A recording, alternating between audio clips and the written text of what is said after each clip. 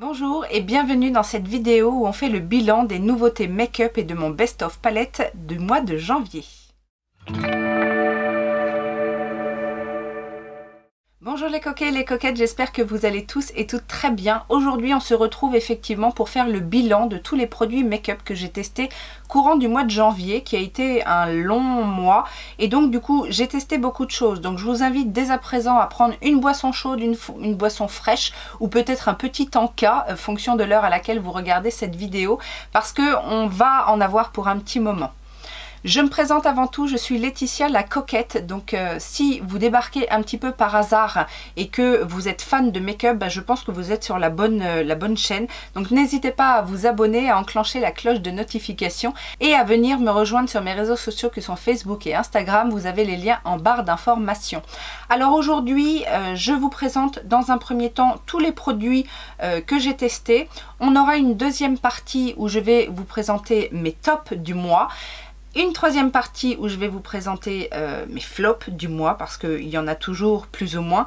Et la dernière partie, parce que je préfère garder le meilleur pour la fin, mon best-of palette, puisque j'ai testé quelques palettes ce mois-ci. Alors pas forcément des nouveautés, vous allez le voir, mais voilà, j'ai toujours des petites choses à dire sur les palettes parce que je suis une palette addict.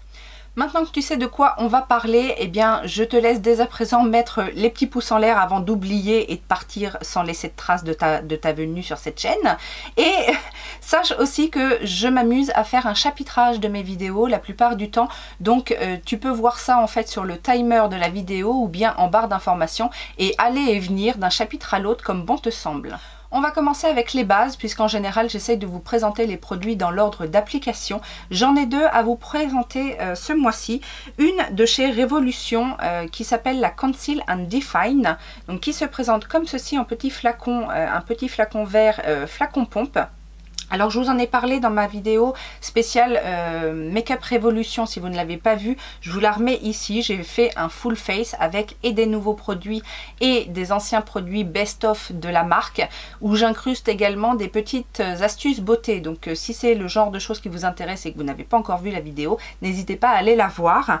Alors cette base, c'est la Oil Priming Serum. C'est une base en huile qui va venir hydrater. Donc c'est une base que je recommande principalement aux peaux sèches parce qu'elle va avoir vraiment un côté émollient sur la peau, et si vous avez la peau très sèche et que justement vous avez du mal à faire tenir votre make-up parce que les produits sont tout de suite absorbés, c'est ce qui arrive avec les peaux sèches, et je peux vous la recommander. C'est un tout petit prix, elle est très fluide en fait. C'est vraiment une texture gel liquide qui va se transformer en fait en huile et pénétrer dans les peaux les plus sèches et donner un petit coup de confort, un petit coup d'éclat, j'allais dire, un petit peu plus de confort. C'est vraiment une base qui va venir préparer la peau. Elle n'a pas de fini glowy ou matifiant ou quoi que ce soit. Quoi qu'ils disent, rendu demi mat, mais elle n'a pas vraiment un effet matifiant. C'est juste qu'elle apporte à la peau un peu plus de confort, et derrière vous pouvez mettre un petit peu tout ce que vous voulez, même un fond de teint mat si vous avez la peau sèche. La deuxième base que j'ai testée, c'est la base de chez Revlon, donc dans la gamme Photo Ready. Elle se présente comme ceci, on est sur le même packaging, flacon pompe dans un flacon en verre. Celle-ci est une base un petit peu plus crémeuse, assez épaisse. On sent vraiment qu'on a quelque chose sur le visage et qui va faire barrière par rapport à tout ce que vous allez mettre après. Alors moi j'ai bien aimé cette base, je l'ai trouvée confortable, elle accroche bien effectivement le fond de teint, elle fait bien tenir. En termes de lissage de la peau, lissage des pores, etc., j'ai pas trouvé qu'elle soit extrêmement lissante, mais en tout cas c'est effectivement une base petit prix. Pour rappel, moi je l'ai eu sur le site Beauté Privée à moins de 7 €, donc c'est plutôt une bonne découverte, même si c'est pas la découverte de l'année. On va maintenant parler fond de teint, et j'ai une petite série entre parenthèses dans cette vidéo sur ce qu'on peut trouver en K-Beauty, parce que c'est vrai que ça fait longtemps que je vous ai pas parlé de K-Beauty. C'est plutôt chez moi quelque chose que je réserve pour le skincare, mais de temps en temps j'aime bien tester quelques produits K-Beauty en make-up, et du coup ce mois-ci je me suis vraiment concentrée sur 3 produits fond de teint de K-Beauty que dont j'avais fait l'acquisition dernièrement, et du coup je les ai testés en même temps pour voir un petit peu tous les rendus et ce qu'on peut trouver. Alors je suis assez contente parce que j'ai 3 produits à vous présenter et 3 produits complètement différents les uns des autres. Les 3 ont été de très bons produits, enfin j'ai pas eu de soucis à faire fonctionner les produits, mais du coup ils répondent à différentes attentes. Et je trouve que c'était plutôt intéressant de vous en parler. Le premier produit, c'est de la marque Clavou, ou Clavu, je ne sais pas comment on peut le dire. Ça se présente comme ça en cushion. Alors, je sais que c'est un petit peu particulier, les cushions. Faut aimer le système. Ce sont des produits en général qui s'usent, enfin qui s'utilisent assez rapidement, parce que voilà, c'est le produit qui est imbibé dans une mousse. Cela dit, en beauté coréenne, bien souvent, ils sont vendus par deux. Vous avez un premier produit dans le contenant et vous avez une recharge. C'était le cas avec cette marque. C'est un produit en fait qui a un SPF 50 4+, donc c'était vraiment le produit qui m'intéresse, enfin c'était vraiment la caractéristique qui m'intéressait dans ce fond de teint. C'est le Urban Pearlization Eye Coverage Tension Cushion. Oui, c'est un nom un petit peu à rallonge. Alors la première remarque que j'ai à vous faire concernant ce produit, donc pour rappel, hein, un cushion, si vous ne connaissez pas, ça se présente comme ceci. Vous avez une petite houppette un petit peu, vous savez, un petit peu siliconée. C'est pas de la mousse, c'est un petit peu siliconé. Et vous pouvez l'appliquer comme ça. Vous pouvez aussi venir appliquer ce genre de fond de teint avec une éponge traditionnelle ou même au pinceau. Mais c'est le genre de produit qu'on n'utilise pas trop au doigt. La première remarque que je peux faire, c'est que la texture est super fine. Pour un produit avec un SPF 50 4+, je peux vous dire que c'est un petit peu exceptionnel, parce qu'en général, quand un fond de teint contient du SPF, ça épaissit un petit peu ou ça le rend un petit peu gras. Là, ça n'a pas du tout, cet effet-là. C'est hyper fin sur le visage. Alors par contre, je ne suis pas trop d'accord sur le côté eye coverage, parce que justement j'ai trouvé que c'était un produit très léger sur le teint qui va bien venir unifier le teint, mais il n'y a pas une couvrance totale, en tout cas il n'y a pas une haute couvrance. C'est un produit très naturel, mais j'ai beaucoup aimé utiliser ce produit là. Seul bémol, et ça va être valable pour les 3 fonds de teint que j'ai testé ce mois-ci, les teintes, déjà il y a très peu de teintes en général, et en plus les teintes sont souvent assez claires. Donc si vous avez tendance à prendre, je sais pas, je dis n'importe quoi, mais vous avez un produit K-Beauty en beige, essayez de prendre beige médium ou beige un petit peu au-delà, parce que là moi j'ai pris la teinte 23 qui correspond à peu près à un beige. Et la teinte était assez palote sur moi, donc mais je vous dis, c'est un petit peu général à la K-Beauty. Le deuxième produit que j'ai testé, c'est de la marque Missha. Donc Missha est très réputée pour ses bébés crèmes.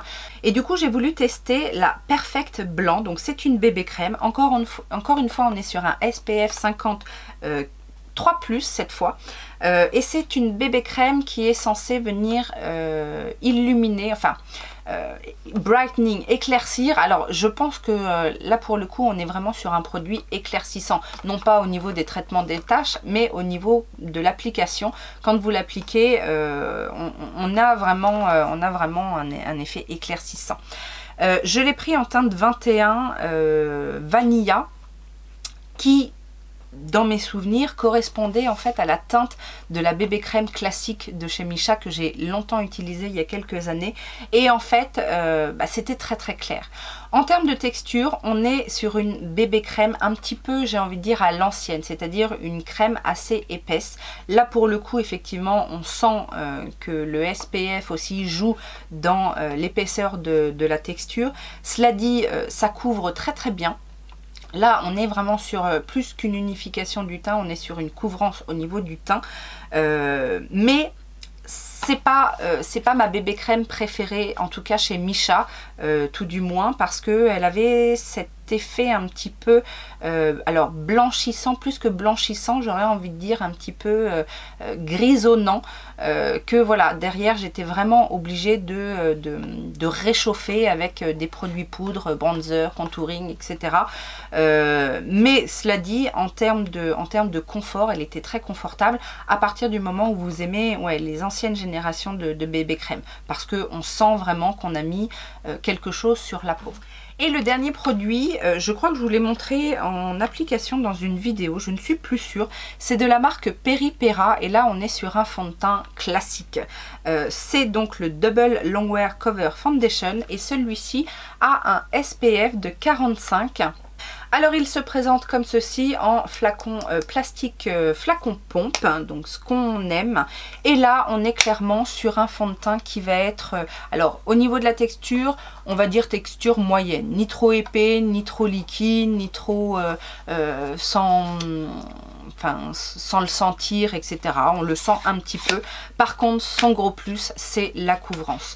Donc c'est pas forcément évident parce que les Asiatiques ne sont pas forcément à la recherche de grandes couvrances. Ils sont plus orientés sur des produits qui vont venir unifier, éclaircir, peut-être avoir une action aussi au niveau du skincare. Mais voilà, j'étais jamais tombée sur un produit K-Beauty aussi couvrant. Donc je ne peux que vous le recommander parce qu'il a vraiment une très bonne tenue, une très bonne couvrance. Il est léger, il a un SPF, mais petit bémol, encore une fois, c'est au niveau de la teinte. Là, pour information, j'ai pris le 02 Natural Beige. Et là, effectivement, je vous dis, j'aurais dû prendre la teinte au-dessus parce qu'il est très très clair. Après, ce sont des produits qui, en règle générale, se fondent bien au teint. Mais voilà, derrière, on est obligé de rejouer sur d'autres produits pour redonner un petit peu des volumes et vie au visage. C'est un petit peu l'inconvénient. Maintenant, dans l'ensemble, ce sont de très bons produits et à petit prix. Je vous rappelle que j'ai un lien YesStyle, donc n'hésitez pas. Vous avez aussi mon code influenceur si vous avez envie de passer une petite commande. J'ai un autre fond de teint à vous présenter et il s'agit du Magic Foundation, un des fonds de teint de chez Charlotte Tilbury qui se présente comme ceci.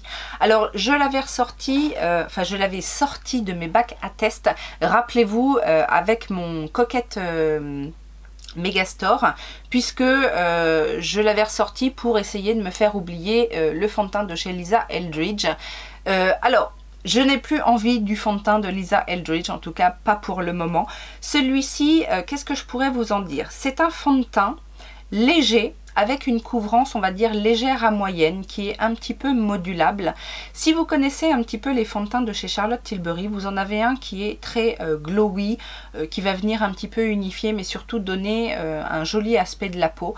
Vous avez le Hollywood Flawless Foundation, qui est pour moi un très très bon fond de teint. Ça a été une très très belle découverte, mais qui peut être, selon les dires de certains, un peu épais. Et qui va avoir surtout un rendu semi-mat, qui va pas forcément être le plus naturel, mais moi je trouve qu'il fait une super belle peau et qu'il est très couvrant. Donc quand je veux un produit, on va dire infaillible avec ces caractéristiques là, c'est vrai que le Hollywood Flawless, non, je me suis trompée. Hollywood Flawless, c'est l'illuminateur. Je vous parle bien du Airbrush Flawless Foundation. Et du coup, le Magic Foundation, je trouve que c'est bien un entre-deux, c'est-à-dire que vous allez avoir un petit peu plus de couvrance que sur le Glow, je ne sais plus comment il s'appelle, et le Airbrush Flawless, qui est lui plus épais et plus couvrant et plus mat. Là, on a un rendu vraiment naturel. J'ai beaucoup aimé l'appliquer, il s'applique aussi bien au pinceau, au doigt ou à l'éponge. C'est un produit très facile. Mais voilà, il ne va pas avoir une très haute couvrance, mais pour tous les jours, je l'ai trouvé parfait. On va maintenant passer au bronzer, produit de contouring. J'ai retesté, puisque je connaissais déjà le produit, mais j'avais d'autres teintes à tester. Vous savez, les bronzers de chez Made by Mitchell. Alors j'avais deux nouvelles teintes à tester, entre autres, donc la teinte All Other et Crème Carve. Et ce sont des produits, alors je connaissais le bronzer, j'avais acheté une teinte effectivement très bronzer, qui fonctionnait très très bien, que j'aimais beaucoup. Ces deux teintes là, en fait, je les ai un petit peu plus utilisées pour travailler le contour et ça fonctionne tout aussi bien. Le Crème Carve est un petit peu plus clair que le bronzer que j'avais déjà testé, je ne me souviens plus la teinte. Mais en tout cas, voilà, j'ai beaucoup aimé encore jouer avec ces produits-là et je les trouve très faciles à manipuler, bien intenses en termes de pigmentation, en tout cas pas trop peu ni trop. ils se fondent très bien à la peau et je n'ai rien à reprocher à ces produits-là. Vous l'avez vu aussi en vidéo puisque je l'ai utilisé dans une vidéo Get Ready With Me nouveauté make-up. Encore une fois, je vous la mets là si vous ne l'avez pas vu. C'est un bronzer crème qui fonctionne très bien. Alors moi je l'avais acheté en solde lors d'une commande à moins de 5 € je crois, mais je crois qu'à la base ils sont vendus 8 €. Alors pour 8 € je peux vous assurer que ce sont de très bons produits, pas la découverte encore de l'année, mais je trouve que le rapport qualité-prix est très très bon. Moi je vous expliquais que je l'ai pris en teinte Cool Olive qui est une teinte assez froide, donc je l'utilise principalement en contouring que je commence à dégrader et après je viens réchauffer avec une teinte plus chaude de bronzer. Mais ça fonctionne très très bien. Mais du coup c'est une jolie découverte parce que je vous dis facile à travailler, pas mal de teintes aussi sur le site il me semble, et en plus il tient relativement bien, donc rien à redire sur ce produit là. En bronzer poudre, j'ai testé celui de chez Illamasqua que je vous ai également montré en action dans cette fameuse vidéo nouveauté make-up. Et qu'est-ce que je pourrais dire en conclusion sur ce bronzer? Rappelez-vous, c'est le duo avec la bande bleue, la correctrice. C'est un bronzer qui est très facile à manipuler, il est très light, vous n'allez pas vous planter avec ce bronzer, vous pouvez pas en mettre trop. Moi j'ai la teinte Glint Light en plus qui est une teinte relativement légère. C'est un joli bronzer légèrement lumineux. Et je n'ai rien à reprocher à ce bronzer là, peut-être le prix. Illamasqua, bon moi je l'ai acheté à moins 50%, je crois que j'avais un code encore supplémentaire. Est-ce que c'est un coup de cœur? Non, mais si vous voulez effectivement tester la marque Illamasqua, vous ne vous tromperez pas avec ce produit-là, j'ai envie de vous dire. Pour le teint, j'ai également testé quelques palettes multi-usages et notamment cette petite palette de chez Sigma qui faisait partie de la collection des fêtes. Donc c'est la Berry Glow et à l'intérieur, on a un duo donc pour les joues avec un blush et un highlighter. Les deux teintes sont très très belles, les produits se fondent magnifiquement. J'aime beaucoup la teinte du blush en fait qui est assez originale puisqu'on est sur un vieux rose un peu mauve. C'est très joli, très saillant. L'highlighter est très fin, très fondant. Bon, la couleur est assez classique, hein, c'est un petit champagne doré. Je crois qu'on les trouve encore, ces produits de la collection des fêtes de chez Sigma, bien souvent en solde. Moi j'avais eu une super occasion sur Beauty Bay, mais on les retrouve encore assez bien soldés, donc n'hésitez pas. C'est vendu en plus, le kit, enfin le duo est vendu en kit avec un pinceau highlighter qui est très bien également. Les pinceaux Sigma sont des valeurs sûres, donc voilà. On est sur un autre budget, on est sur une autre qualité aussi. Là on est sur des poudres un petit peu plus épaisses que chez Sigma, mais j'ai beaucoup aimé aussi ce duo de blush de chez Revolution. Donc c'est le Dynamic Face Palette, c'est en teinte Peach Heat. Donc on a ici un blush mat et ici un blush lumineux. Ça fonctionne bien. Voilà, encore une fois, c'est pas le produit du siècle, mais les teintes sont jolies. Je pense que je ressortirai principalement ces teintes-là en été déjà parce que ce sont des teintes assez intenses et c'est assez pigmenté. Alors il y en a un qui aime les blushs très pigmentés, etc. Mais c'est vrai que sur des produits comme ça assez intenses en termes de couleur, la pigmentation peut faire défaut des fois si on n'a pas le bon outil ou si on y va trop fort. Donc surtout si vous craquez sur ces produits là, faites bien attention, tapotez un petit peu votre pinceau sur la main avant d'appliquer sur le visage. Mais voilà, pour le prix, on en a pour notre argent quoi. Et j'ai testé également cette palette de chez Dior dans la gamme Backstage. Donc c'est la Glow Face Palette numéro 001 Universal. On a, un blush bronzer et deux highlighters qui se présentent comme ceci. Alors on peut utiliser que cette palette là, je l'ai fait en utilisant et le bronzer et le blush et un ou les deux highlighters. Ça fonctionne, faut aimer par contre le lumineux. Alors c'est pas trop pigmenté, ça va surtout ne pas venir mettre l'emphase sur la texture de peau. C'est vraiment ce que j'ai remarqué dans les produits teints de Dior Backstage, c'est vraiment leur plus. C'est-à-dire qu'il y a une finesse dans le produit qui fait que même si on est sur des produits lumineux, et encore on n'est pas sur enfin même les deux highlights, ce sont pas des highlighters très pailletés comme dans une autre palette que j'avais testée. Là on est sur des choses relativement subtiles et donc du coup c'est assez facile à manipuler, c'est très joli. Ça peut venir aussi, si vous aimez mettre des toppers, vous pouvez très bien utiliser un bronzer mat et venir mettre un petit peu de la teinte bronze pour réchauffer, pour illuminer un petit peu votre bronzer. C'est encore une palette que je vais ressortir peut-être au beau jour parce que je pense qu'elle se mariera très bien avec ce que je vais pouvoir porter au niveau du teint. On va passer maintenant au blush et ce mois-ci j'ai testé 2 blushs liquides. Le premier c'est le Puff Paint de chez Natasha Denona. Vous savez, c'est blush liquide sérum teinté qui se présente comme ceci. Alors on en a entendu parler quand ils sont sortis et depuis plus rien. Je ne sais pas si c'était une édition limitée mais moi j'avais craqué sur cette teinte un petit peu nude. Je pensais que ça pourrait servir d'entre-deux, vous savez, entre le blush et le bronzer. C'est une teinte qui est quand même très light. C'est très léger comme rendu. C'est une texture un petit peu crémeuse. Alors c'est liquide mais c'est un peu crémeux. Vous allez voir pourquoi je dis ça parce que celui d'après est beaucoup plus liquide.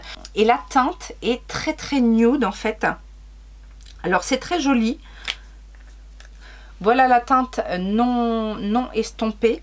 Et une fois qu'on l'estompe, on a effectivement une jolie teinte un petit peu abricot qui apparaît sur le visage. C'est très naturel et ça pour les make-up, no make-up, je trouve que c'est parfait. C'est assez imperceptible sur le visage. Ça se fond vraiment très bien et c'est très joli mais c'est très léger aussi. Le deuxième que j'ai testé, c'est celui de chez Ofra. Alors ça, personne n'en a parlé, mais moi j'ai trouvé ça sur Boozy Shop. Alors pour le coup, on est sur une texture très liquide, mais je le trouve plus pigmenté que celui de chez Natasha Denona. Ça se présente pareil avec un petit embout mousse. Alors c'est très liquide. Vous voyez vous-même là au niveau du swatch. Par contre, c'est un petit peu plus pigmenté. J'avais un peu peur de la couleur parce que la couleur dans le tube paraît très claire, mais finalement le rendu est quand même un petit peu plus pigmenté. Alors ça pour le coup c'est vraiment, ça donne un petit flush de couleur, ça se fond au teint, ça fait vraiment comme si vous aviez une teinte sur la joue, c'est très léger. Par contre je les ai pas retrouvés sur Boozy Shop et je sais pas si c'est vendu ailleurs. Donc je ne vais pas trop en parler, mais si j'en retrouve, si j'en recroise, je vais peut-être en reprendre parce que ça c'est très joli. Puis moi vous savez que je préfère quand il y a un petit peu plus de pigmentation. Le make-up, no make-up c'est pas forcément mon dada. Donc voilà, j'aurais tendance à dire que celui-ci est plus dans ma came, mais les deux sont très jolis, je dois bien l'avouer. Et en termes de blush poudre aussi, j'ai testé des petites choses. Le premier, c'est encore de la K-Beauty, c'est de la marque The Saem. Alors The Saem, c'est une marque assez petit prix. Et j'ai testé un blush, je ne sais pas le nom, tout est en coréen. Mais ce sont des blushs, vous savez, un petit peu comme ça, un petit peu bouncy, encore une fois. Et là, on est sur un joli corail lumineux et c'est très joli sur le visage. C'est entre le rose et le pêche et vous allez voir qu'il y a un très joli glow. C'est super fin, ça se fond super bien. C'est pas cher, je crois que ça doit coûter 5 ou 6 euros grand max et j'aime beaucoup. Encore une fois, c'est une teinte qui sera parfaite au printemps, je trouve, pour donner de l'éclat au teint. Et ensuite, deux blushs de la marque Kiko, un de la collection Precious Rituals et l'autre de la collection Holiday Fable. Oui, c'est ça. Donc, j'avais craqué sur celui en teinte Sweet Biscuit, qui est cette jolie teinte aussi. Alors, j'en ai entendu beaucoup de bien de ces blushs là. Alors oui, la texture est sympa, mais en même temps on a l'habitude chez Kiko. Oui, la teinte est légèrement originale, mais bon, on a l'habitude aussi chez Kiko. Le packaging est très joli et c'est effectivement ça qui retient toute mon attention. Mais voilà, après je n'ai pas été transcendée, ça n'est pas révolutionnaire encore une fois chez Kiko. Et pareil pour celui de cette collection là. Alors moi j'ai la teinte Golden Sand, c'est vous savez trouvé un duo comme ça. J'avais un peu peur de cette teinte parce que je me suis dit c'est quand même bizarre ce côté-là. Là, c'est pas un blush à proprement parler. C'est plutôt quelque chose qui va venir modifier la couleur de celui-ci ou donner un peu plus d'éclat. Et finalement, en mélangeant les deux, c'est un très très joli rendu. Encore une fois, j'aime beaucoup le packaging de cette collection. Donc voilà. Côté highlighter, eh ben, j'ai aussi celui de la collection Precious Rituals de chez Kiko. Alors pareil, j'avais un peu peur de cette teinte très foncée qui s'appelle Golden Meditation. Et en fait il est très très beau cet highlighter. C'est marrant parce que quand on le regarde comme ça, on aurait plus tendance à se dire c'est un bronzer. On voit pas trop de nacre, on voit pas l'éclat en fait en regardant le produit. Et en fait une fois appliqué sur le visage, alors c'est pas l'highlighter qui va péter de la paillette, mais c'est un highlighter super subtil qui fait très très bien le job. Donc ça, je suis ravie, je ne pensais pas. Autre highlighter qui a fait aussi sensation, c'est celui de chez Révolution dans la collection DC avec le dessin en fait de Batman. Et ben j'ai beaucoup aimé, pareil, je vous l'ai montré en action dans la vidéo spéciale Révolution et c'est un très joli highlighter. Tout comme la petite palette, cette fois en duo, toujours chez Révolution, collection Simpson avec pendant Halloween. Donc là on a la tête de Bart et la tête de Lisa et les deux sont très très jolis, peut-être un petit peu plus épais que le Batman. Justement, je vous disais dans la vidéo que je pensais pas quand je les ai swatchés et au final j'aime bien les trois. Mais en termes de texture, celui de Batman serait peut-être plus léger que celui de chez les Simpsons. On n'oublie pas les highlighters crème ou liquide. Donc en liquide, j'ai celui de chez Glam Shop que j'aime beaucoup. Qui est assez imposant en fait, mais qui se fond très très bien. Il est modulable en fait, donc il peut répondre à beaucoup d'attentes, que ce soit highlighter léger, un petit peu en transparence, ou que ce soit intense. Moi je l'ai beaucoup aimé, c'est la teinte rose gold et encore une fois on est sur un produit pas très cher sur le site Glam Shop. Et l'autre que j'ai utilisé aussi pas mal ce mois-ci, c'est celui en stick de chez Anastasia Beverly Hills que j'ai en teinte bubbly et qui est un très joli highlighter doré que je ressortirai également pendant l'été et qui est comme ceci, alors qui n'est pas du tout incrusté de paillettes comme je l'avais entendu. Donc c'était un petit peu ma déception par rapport à tout ce dont j'avais entendu parler. Je l'avais pris un petit peu parce que effectivement tout le monde disait que ces highlighters là étaient truffés de paillettes. Moi j'aime bien les paillettes, donc je m'attendais à avoir des paillettes et en fait non, c'est juste un highlighter nacré, peut-être un petit peu perlé, mais en tout cas pas pailleté. Dernier produit pour le teint, je vous avais dit ce mois-ci que j'intégrais le setting spray de chez You Are Cosmetics, mais en version classique. Vous savez, j'avais testé le mat, je le trouvais un petit peu asséchant. Là, c'est la version classique. Et bien, contre toute attente, j'ai bien aimé celui-ci parce qu'il n'a pas l'aspect collant, l'aspect un peu lac du matifiant. Et donc, du coup, si un jour vous passez une commande sur You Are Cosmetics, je peux que vous le recommander parce que c'est un tout petit prix et il fonctionne très bien. Il n'a pas d'odeur transcendante, il n'a pas vraiment d'odeur en fait, c'est ni agréable ni désagréable, mais pour le prix, il fait bien le job. Avant de passer aux produits pour les lèvres, je vais vous parler très rapidement des ustensiles, des accessoires make-up que j'ai utilisés et découverts ce mois-ci.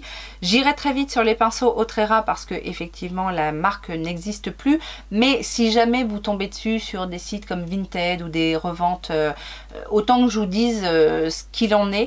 Alors les derniers arrivés, c'est-à-dire celui de l'highlighter, le pinceau poudre, voilà, ne sont pas des favoris, ils sont assez basiques, mais ils fonctionnent très bien, ils sont très très doux. Par contre, j'ai beaucoup aimé alors le pinceau dit bronzer, mais moi je peux l'utiliser et pour le bronzer et pour la poudre sur tout le visage. C'est effectivement très très doux et moi j'aime beaucoup la taille du pinceau. Et mention spéciale pour ces deux-là qui sont les pinceaux pour le teint un petit peu spécifique. On a d'un côté le V1 qui est celui qui est réservé aux produits crème ou pour le fond de teint. Et l'autre, c'est le V2 qui est le double embout pour le dessous de l'œil. J'ai beaucoup aimé, alors que ce soit le côté pour appliquer le correcteur ou celui en dessous pour venir poudrer. C'est vrai que c'était des pinceaux que j'avais pas forcément dans ma collection et que j'ai trouvé très efficaces. J'ai également testé le kit de pinceaux de la collection Mickey chez Morphe et j'ai beaucoup aimé. Alors, principalement pour ceux que je vous avais dit, c'est-à-dire les deux pinceaux coniques. Alors, il y en a un en fait, je devais pas avoir les yeux en face des trous quand je vous ai présenté le kit. Il y en a un qui est conique et plat et l'autre qui est conique et rond. Mais les deux sont très pratiques en fait pour travailler la précision et surtout le coin interne. Je les ai beaucoup utilisés. Après les autres fonctionnent très bien mais c'est pas mes préférés. En règle générale les pinceaux Morphe ne sont pas mes préférés mais ils ont l'avantage d'avoir certaines formes parfois que l'on ne retrouve pas forcément ailleurs. Donc c'est plutôt pas mal. Et là je sais que le kit est encore en réduction donc n'hésitez pas si vous voulez un petit kit de pinceaux pour les yeux à pas trop cher. En plus la petite boîte était fort jolie. Et enfin les éponges que j'ai testées. Alors le premier kit c'est celui de chez Kiko. Alors je sais plus dans quelle gamme c'était mais en tout cas je sais que je les ai achetés en solde. Je les ai achetés principalement pour la forme. Alors celle-ci, non c'est pas celle-ci. Je me suis trompée de kit.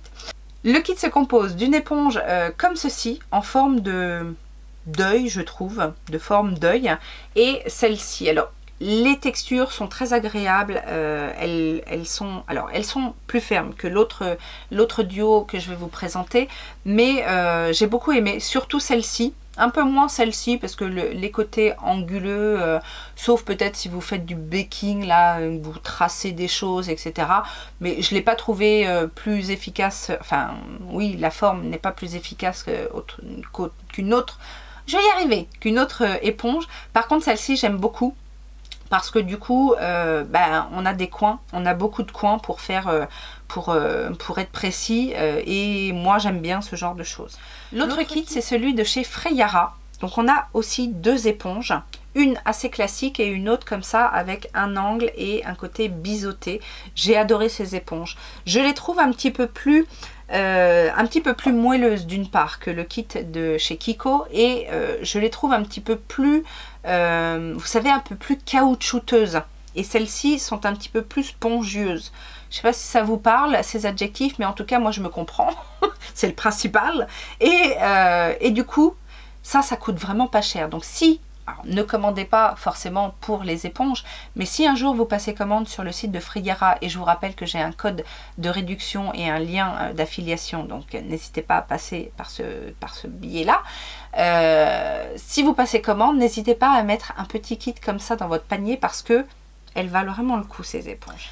Au niveau des lèvres, pareil, je vais passer rapidement sur les produits Autrera. Je n'ai rien à dire sur les crayons fonctionnent bien. Et les rouges à lèvres, alors... Si vous suivez Aurel Makeup Fun, vous avez peut-être vu dans une de ses dernières vidéos qu'elle parlait de ces rouges à lèvres parce qu'ils avaient un sous-ton pas très joasse, c'est-à-dire que tout ce qui est marron, beige, et moi j'ai vu effectivement la même chose avec les miens, donc moi j'ai la teinte digne et battante. Ces deux teintes-là ont un sous-ton ocre, verdâtre, qui n'est pas des plus flatteurs, je dois bien l'avouer. Cela dit, au niveau texture, ils sont plutôt agréables. Et moi, j'ai trouvé que les teintes, justement, étaient assez originales avec ce sous-ton là, parce que je n'ai aucun, mis à part des rouges à lèvres peut-être verts, je n'ai aucun rouge à lèvres qui a ce sous-ton un peu, ouais, ocre, verdâtre. Alors elle dit cacadois, mais... Mais bon, après ça dépend aussi de son sous-ton de peau. Moi j'ai un sous-ton neutre, donc c'est vrai que je peux tirer sur le doré comme sur le rose. Et mine de rien ça joue. Avec un sous-ton plus rose, le côté ocre va ressortir un peu plus verdâtre, jaune. C'est pas forcément ce qu'il y a de plus flatteur, je vous l'accorde. Je porte aujourd'hui la teinte mauve que j'ai et c'est la teinte Brave. Et là-dessus, je n'ai pas eu de soucis par rapport au sous-ton du produit. Donc voilà ce que j'avais à en dire. Maintenant, c'est pas le produit de chez Autrera qui me manquera. Je ne savais pas trop quoi penser de ce produit-là de chez P. Louise. Vous savez, ce sont les bases à lèvres J'avais acheté ça 3 francs 6 sous sur Morphe pour tester. La teinte est très très belle. C'est un rouge bordeaux qui tire un peu sur le marron. C'est très foncé. Franchement, j'ai adoré la teinte. Je l'ai rehaussé en plus d'un gloss et du coup, ça avait un côté vinyle très très joli. Ça n'est pas moins qu'un rouge à lèvres liquide en fait, tout simplement. Je vois pas pourquoi on appelle ça une base. C'est très opaque, ça tient très bien. Alors oui, vous pouvez remettre quelque chose par-dessus, mais peut-être plus comme moi, un gloss. Le seul souci avec ce genre de produit, c'est que, surtout vu la teinte, peut-être que si la teinte avait été plus douce, j'aurais pas eu besoin, mais vu l'embout, vous savez, c'est un embout comme ça, c'est un produit à travailler au pinceau. Parce que sinon, enfin, c'est pas du tout pratique pour l'appliquer directement comme ça. C'est le seul bémol parce que en termes de texture, de rendu, d'intensité au niveau de la couleur, c'était très bien. Et les derniers produits pour les lèvres que j'ai à vous présenter, c'est le petit coffret comme ça de chez Kaleidos. Vous savez, dans la teinte Apple Collection, je ne sais plus. Alors, j'ai pas testé toutes les teintes, mais les rouges à lèvres que j'ai testés sont très agréables. Vous savez, c'est cet effet un petit peu poudré. C'est pas intense au premier passage, mais vu que le produit est quand même bonne tenue et que les couleurs sont très jolies, bon, il faut travailler un petit peu plus, mais on aime bien, vous savez, se mettre comme ça devant le miroir et se badigeonner les lèvres de rouge à lèvres, on aime bien. Donc voilà, il n'y a pas de souci par rapport à ça. Quand on repasse en plus une deuxième couche, il n'y a pas de traces de la précédente, ça se travaille bien en règle générale. Et je dois avouer que les couleurs sont bien jolies de ce kit, donc je suis ravie de mon achat. Est-ce que ce serait pas le moment de passer au top du mois ? Alors, top du mois, c'est pas une découverte, mais c'est une autre teinte que j'ai testée ce mois-ci. Vous savez, les petits trios de chez Pat McGrath. Ce trio rassemblait donc les couleurs de blush Divine Rose et Desert Orchid et l'highlighter Golden Nectar. Mais écoutez, je pense la même chose de ce trio-là que du précédent. C'est parfait. La seule chose, c'est qu'effectivement, je me suis rendu compte avec ce trio-là, et que les teintes sont un petit peu plus douces, qu'il fallait en mettre un petit peu plus. Les autres, comme les teintes étaient foncées, j'avais à peine besoin de passer mon pinceau et j'avais toujours, enfin j'avais tout de suite mon blush de poser. Là, ça peut se travailler un petit peu mieux. Ça reste une bonne pigmentation, hein, je dis pas, mais quand on aime le blush, voilà, il faut mettre 2 ou 3 couches pour avoir un joli résultat. Mais voilà, je suis fan et je suis vendue avec les produits teints de Patou. Ensuite, on a un autre blush et cette fois, c'est celui que vous avez vu en action dans ma vidéo Révolution. J'adore ce produit, franchement. Donc c'est de la gamme Planète Révolution et c'est la teinte Sweet Rose. C'est un blush crème qui est pigmenté, qui se fond très bien, qui tient très bien. La teinte Sweet Rose est une très jolie teinte, assez passe-partout. Ça sent, je ne sais pas si je vous l'avais dit, mais ça sent un petit peu la rose. Mais c'est subtil, hein, c'est pas aussi fort que les produits By Terry par exemple, mais ça c'est un très bon produit et je vous dis, Planète Révolution, plus ça va et plus ça me plaît. Gros coup de cœur sur les crayons Shiglam dans la collection Chromazone. Les 3 couleurs sont superbes. Je n'ai joué quasiment qu'avec ça parce que du coup avec les teintes, il y en a une plus verte, une autre plus violette et l'autre je sais plus trop, un peu bronze. Du coup ça fonctionnait à chaque fois avec mes make-up. Ça vient donner un petit côté scintillant à la muqueuse quand on le met en muqueuse. Ce sont des crayons qu'on peut utiliser aussi pour faire des liners. Ils tiennent très bien, ils sont crémeux, ils sèchent assez vite et ils sont petit prix, donc que demande le peuple. On a également les highlighters de chez Kaleidos dans la gamme Space Age. Donc j'ai d'un côté le Gifted et de l'autre côté le Prophecy. J'adore ces highlighters. Leur plus, c'est effectivement le côté extradimensionnel des reflets, mais aussi la finesse du produit qui, malgré justement le côté intense de l'highlight, ne marque rien de la texture de peau. C'est formidable et c'est magnifique. J'ai beaucoup aimé aussi celui de chez Glamlight, vous savez, dans la collection Happy Hour. Donc là, c'est le Pina Colada. C'est celui qui est le plus portable, on va dire. C'est un joli champagne doré comme ça, très belle texture, très beau fini, légèrement pailleté, mais vraiment léger, le genre qui passe, même pour ceux qui n'aiment pas les paillettes. Et la texture se fond très bien, donc voilà, c'est un joli produit également. Et alors, mes deux chouchous, ce sont des produits teints. D'un côté, la poudre pour le dessous des yeux, que moi j'utilise pas forcément pour le dessous pour le dessous des yeux, mais en tout cas pour le dessous des yeux elle fonctionne très bien, elle est bien illuminatrice, de la marque Jaclyn Cosmetics. Et moi pour rappel je l'ai en Brightening Pink qui va vraiment venir lisser le contour de l'œil. Alors c'est bizarre, chez Jaclyn il y a des trucs qui voilà, dont les caractéristiques sont remplies à 100% et d'autres qui flottent un petit peu, bon bref. En tout cas, ce produit-là, je l'aime beaucoup. Il vient vraiment donc flouter le dessous de mon œil. Il ne l'assèche pas. Il vient aussi corriger, donner un petit côté lumineux au regard. Et j'aime beaucoup ce produit-là du coup. Heureusement, j'ai envie de dire, parce que c'est pas donné, même si moi je l'avais eu à moins 50%, je crois, quelque chose comme ça. C'est une poudre qui reste pas donnée. Et l'autre produit, vous m'avez vu le crash tester en vidéo et depuis je n'utilise quasiment que ça. Alors sauf aujourd'hui, j'ai pas mis correcteur, mais c'est parce que justement celui-ci était dans mes produits à présenter et du coup j'ai pas pensé à le ressortir. C'est celui de chez Révolution. C'est, vous savez, le nouveau petit concealer comme ça qui s'appelle Hide Bright Illuminating Under Eye Concealer.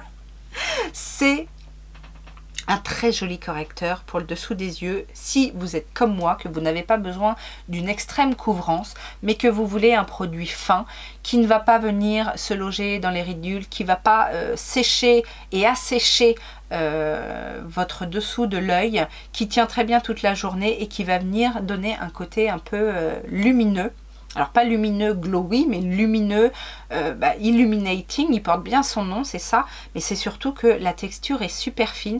Alors je vous disais, embout mousse, plutôt pratique en fait pour faire le plus gros. Et après, soit je viens tapoter avec le doigt pour bien faire fondre la matière, soit avec un pinceau. Mais finalement, c'est un produit petit prix que je vous recommande. Et je ne suis pas des plus faciles en termes de correcteur pour le dessous des yeux. On va passer aux flops parce qu'il y en a toujours un petit peu. Alors il n'y en a pas énormément, c'est pas des gros flops catastrophiques, mais ce sont des produits que j'ai pas forcément apprécié utiliser. Et je vais commencer par le moins pire. J'ai nommé ce petit kit de chez Fenty Beauty. Alors vous savez, c'est ce petit coffret avec un Cheeks Out en teinte Peach Face, voilà. Donc ce sont ces blush crème. Donc moi c'était la première fois que je testais les blush crème de chez Fenty et j'ai trouvé ça pas très pigmenté. Le seul moyen de le faire fonctionner, c'est au doigt pour ma part. Alors après, si vous aimez les choses très très subtiles, ça peut vous convenir, mais moi en termes de pigmentation, ça manquait un petit peu de quelque chose. Donc au doigt, en tapotant et en remettant couche par couche par couche, ça fonctionne. Après, peut-être que, pareil, je le ressortirai cet été pour avoir un rendu, voilà, make-up, no make-up. Et le Gloss Bomb Cream. Donc, j'avais testé les Gloss Bomb classiques. Là, c'est le Gloss Bomb Cream. Donc, celui-là a moins de paillettes. Il est juste brillant. Et alors, j'ai trouvé quand même, parce que j'ai refait une petite comparaison, j'ai trouvé quand même qu'ils étaient moins épais que les Gloss Bomb que je connaissais. Par contre, le fait qu'il n'y ait plus de paillettes, pour moi, il n'y a aucun intérêt parce que la couleur, encore une fois, est sur des lèvres nues, ça se voit pas. Pour rehausser un autre rouge à lèvres, pourquoi pas, mais je fais jamais, enfin, je fais très rarement ce combo-là, rouge à lèvres liquide mat plus gloss. Moi j'aime bien, si je mets un gloss, c'est juste un gloss. Et que là, j'ai rien, enfin je vois rien en fait. Donc après c'est par rapport à mes attentes. Quand je mets du gloss, je vous ai déjà dit, soit il faut de la paillette, de la couleur ou un côté un petit peu original. Et là, il n'y a rien d'original. Et je suis pas fan de la texture, même si je les trouve quand même mieux que les autres. On va rester dans les lèvres avec ces deux rouges à lèvres qui ne m'ont pas plu sur la tenue au long cours. J'ai nommé les nouveaux rouges à lèvres liquide mat de chez Révolution. J'en avais acheté un pour tester justement et je les ai trouvés épais sur la bouche et surtout on les sentait quoi. Donc c'est pas ce qu'il y a de plus agréable. Moi j'ai plein de rouges à lèvres de chez Révolution et je les trouvais pas aussi épais. Alors oui, ça s'estompe peut-être un petit peu plus rapidement, mais je préfère encore une fois le confort à ça, surtout qu'en plus c'est une teinte, foncée. J'avais pris la teinte Burgundy Star. Alors la teinte est très jolie, hein, c'est vraiment une très très jolie teinte, mais c'est le genre de teinte en fait qui ne pardonne pas quand ça s'estompe, et ça s'estompait vraiment pas joli quoi, donc ça j'en rachèterai pas.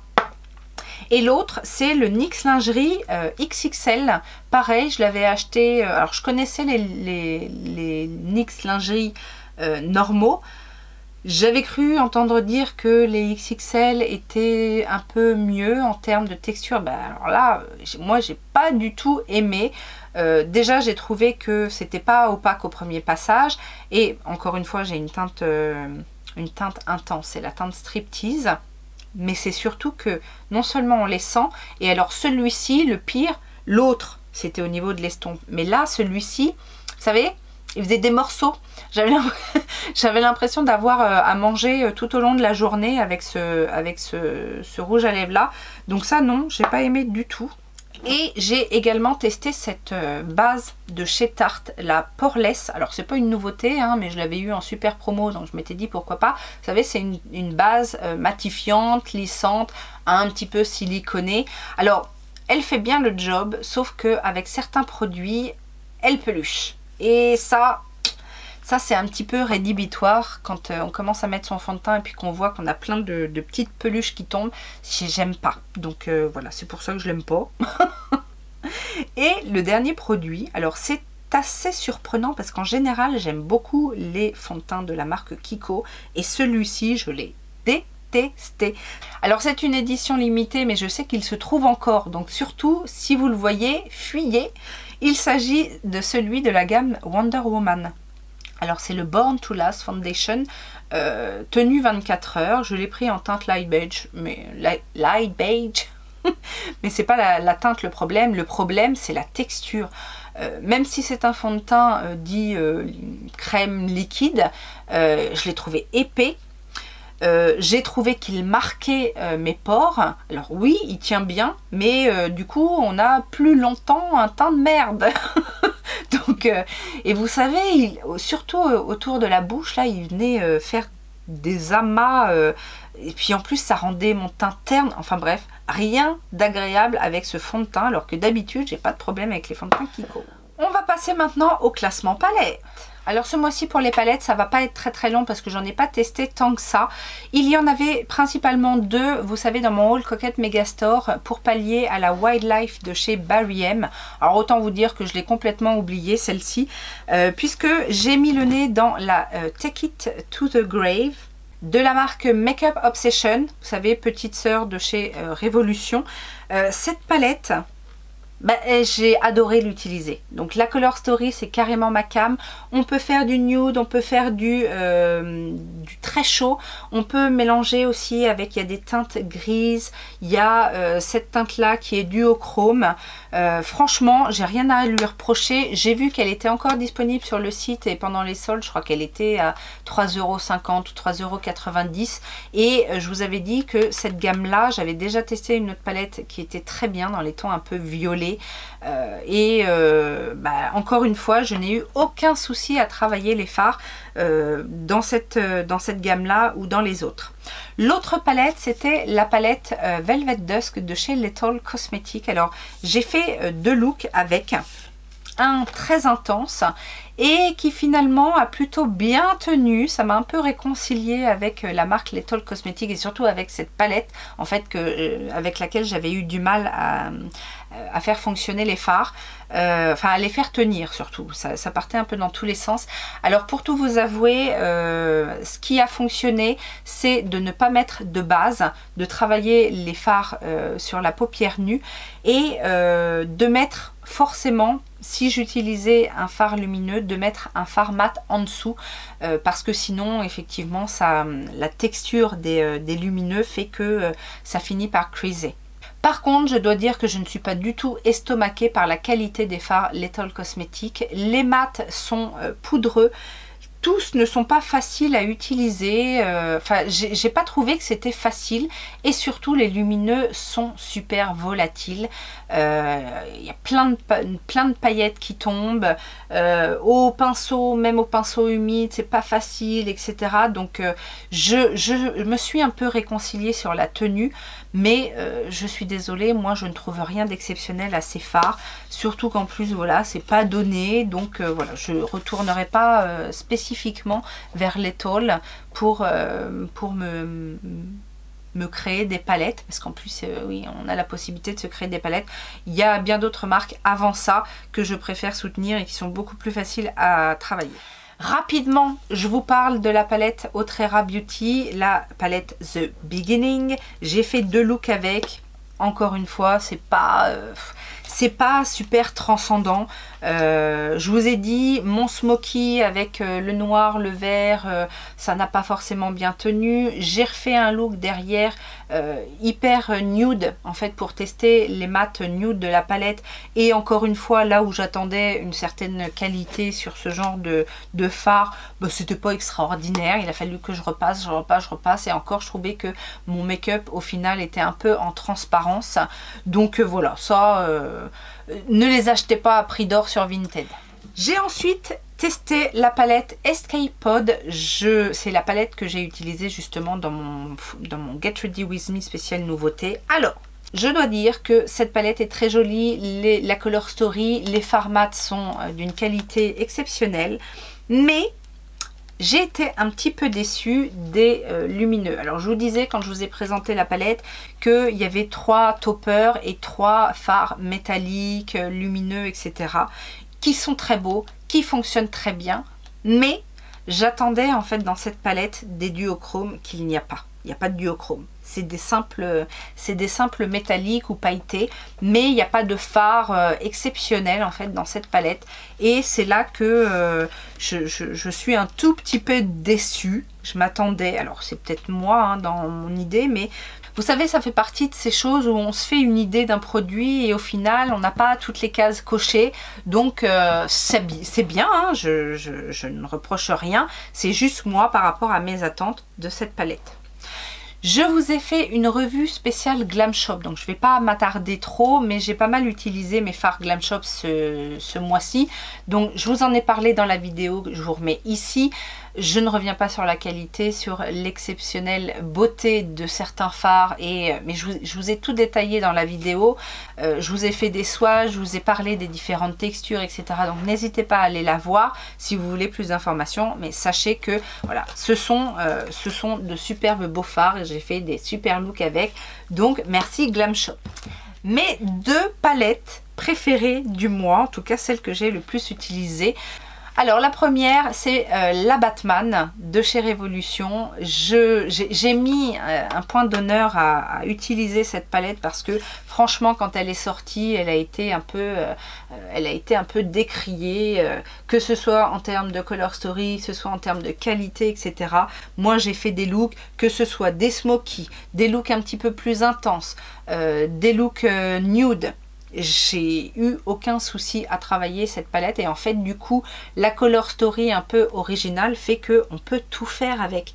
Il y a du noir, il y a du vert, il y a du violet, il y a du marron, il y a du bleu marine, chose qui est très très rare, et il y a du jaune effectivement. Et donc du coup moi cette palette m'a beaucoup inspirée et je vous dis pour le prix qu'elle coûte, elle a bien sa place par rapport à ce que j'en ai fait. Et ma palette préférée du mois sera certainement sans grande surprise pour vous, la palette Carnival Antidote de chez Be Perfect en collaboration avec Stacy Mary, qui se présente comme ceci. Alors par contre, c'est ma palette préférée du mois, certes, par rapport à tout ce que j'ai testé, mais c'est pas du grand Stacy Mary à mon sens. Certaines teintes sont un petit peu sèches. Alors pas les lumineux, mais certaines teintes mates sont un petit peu sèches et donc du coup il faut y revenir pour avoir de l'intensité. C'est encore avec cette palette là que je me suis maquillée aujourd'hui et je l'ai remarqué surtout avec les verts. Les couleurs rouge, chaude, marron, ça va encore, quoique certains nudes sont pareil, un petit peu difficiles à travailler, mais ça reste une très très belle palette avec une très très belle color story. J'adore la color story, elle est magnifique. Donc voilà ce best of palette, ces nouveautés make-up en règle générale pour le mois de janvier. N'hésitez pas à me dire ce que vous pensez des produits et que vous avez vu, que vous connaissez, etc. Donnez votre avis tout simplement, je vous le demande. Et en attendant une prochaine vidéo, je vous souhaite plein de bonnes choses et surtout je vous fais plein de gros bisous. Ciao ciao!